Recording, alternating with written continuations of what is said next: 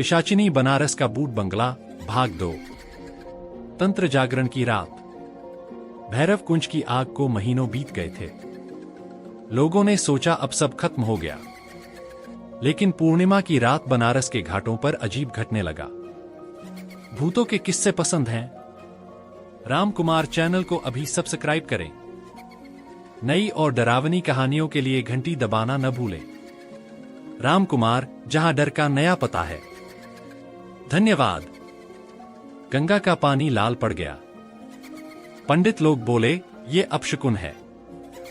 किसी अधमरे तांत्रिक की आत्मा जाग रही है। उस रात कलेक्टर कॉलोनी के पास एक आदमी मिला, आधा जला हुआ मगर जिंदा। वो बार बार बस एक ही नाम बड़बड़ा रहा था, ललिता। मैं लौट आया। वो था अर्जुन। दूसरा अध्याय, तंत्र की वापसी। अर्जुन को अस्पताल लाया गया, पर डॉक्टर बोले ये तो महीनों पहले मर चुका था। उसके शरीर पर राख की लकीरें थीं, जैसे किसी ने मंत्रों से वापस बुलाया हो।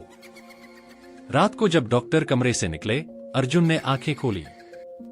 कमरे की लाइट अपने आप झिलमिलाई। शीशे में किसी और का चेहरा दिखा, ललिता का।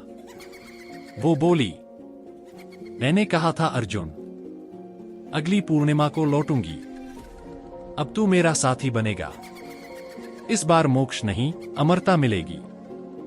अर्जुन चीखा, तू मुझे नहीं तोड़ सकती। ललिता हंसी, तेरी आत्मा अब मेरे दीप की लौ है। और अगले ही पल अस्पताल के वार्ड से धुआं उठने लगा। सुबह तक पूरा वार्ड खाली था, अर्जुन गायब था। तीसरा अध्याय, तंत्र जागरण। कहते हैं, घाट नंबर 21 पर एक नया तांत्रिक साधक आकर बसा। वो रात में मंत्र पढ़ता, दिन में गायब रहता। लोगों ने देखा, उसके पास वही कैमरा था जो भैरव कुंज से मिला था। पूर्णिमा की रात जब आसमान में चांद खून सा लाल हुआ, भैरव कुंज की जली हुई दीवारें अपने आप उठ खड़ी हुईं। ललिता और अर्जुन की परछाइयां गंगा किनारे दिखी। एक हाथ में दीपक, दूसरे में कपाल माला। उन्होंने एक साथ कहा, आज से बनारस हमारा श्मशान बनेगा, जहां हर आत्मा हमारी दीवार में बंधी रहेगी। आखिरी अध्याय, पिशाचिनी की नगरी। अगले दिन से लोग गायब होने लगे। घाटों पर राख के बीच मानव चेहरों के निशान दिखने लगे। कोई कहता है, ये उन लोगों की आत्माएं हैं जो ललिता और अर्जुन के तंत्र में फंस गए। भैरव कुंज अब पूरी तरह राख नहीं रहा। वो धीरे धीरे फिर से बन रहा है, और हर पूर्णिमा की रात उसकी खिड़कियों से लाल रोशनी निकलती है, जैसे कोई दीप फिर से जल उठा हो। और वो फुसफुसाहट, मोक्ष नहीं, अमरता चाहिए, बनारस की हवा में आज भी गूंजती है। दिल्ली की क्राइम जर्नलिस्ट गंगा शर्मा को अजीब सी खबर मिली। बनारस में फिर से लोग गायब हो रहे हैं। सबकी आखिरी लोकेशन भैरव कुंज। गंगा की नानी बनारस में पली थी। जब उन्होंने सुना कि गंगा वहां जाने वाली है, तो डर के मारे बोली, बिटिया वहां मत जाना। उस हवेली में पिशाचिनी ललिता का श्राप है। जिसने एक बार नाम लिया, वो भी छूट नहीं पाता। गंगा मुस्कुराई, नानी अब वक्त डरने का नहीं, सच्चाई दिखाने का है। अगले ही दिन वो बनारस पहुंची।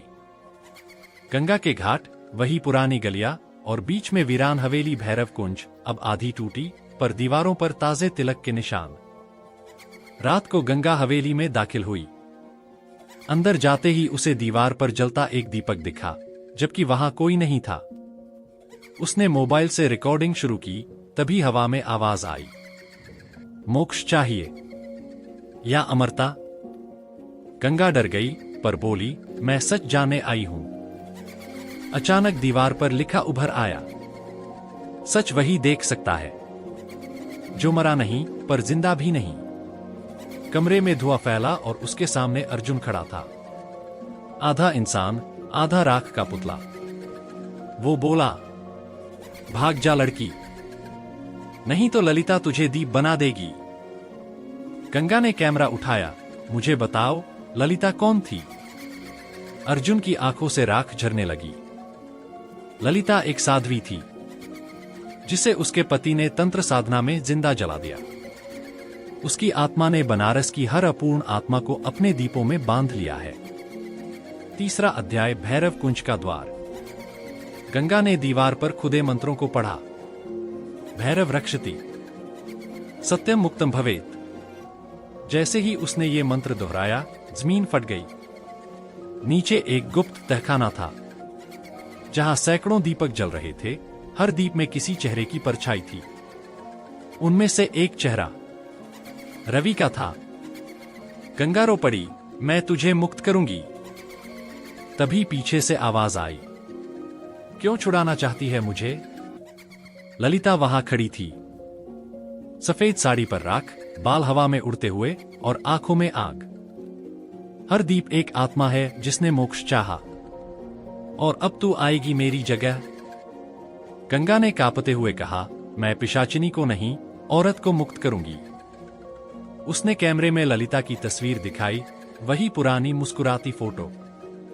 ललिता की आंखों से आंसू बह निकले। हवेली कांपी, दीप एक एक करके बुझने लगे। ललिता बोली, तूने मुझे याद दिलाया कि मैं भी किसी की बेटी थी।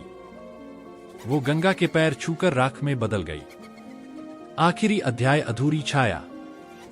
सुबह लोग देख रहे थे, भैरव कुंज अब राख बन चुका था। गंगा के कैमरे में ललिता की मुस्कुराती आत्मा दिखी, जो हवा में गायब हो गई। पर उसी रात जब गंगा होटल में सोई, बत्ती अपने आप बुझी और शीशे पर लिखा था, मोक्ष मिल गया, पर अमरता अभी बाकी है। गंगा की आंखें खुलीं और उसके तकिए के पास वही दीप जल रहा था, भैरव कुंज का आखिरी दीपक। तो दोस्तों, कैसी लगी आज की कहानी? अगर आपको डरने में मजा आया तो राम कुमार चैनल को अभी सब्सक्राइब करें और घंटी दबाना न भूलें, ताकि हमारी कोई भी नई और डरावनी कहानी आपसे मिस न हो। मिलते हैं अगली बार एक और रोंगटे खड़े कर देने वाली कहानी के साथ। देखते रहिए राम कुमार, जहां डर का नया पता है।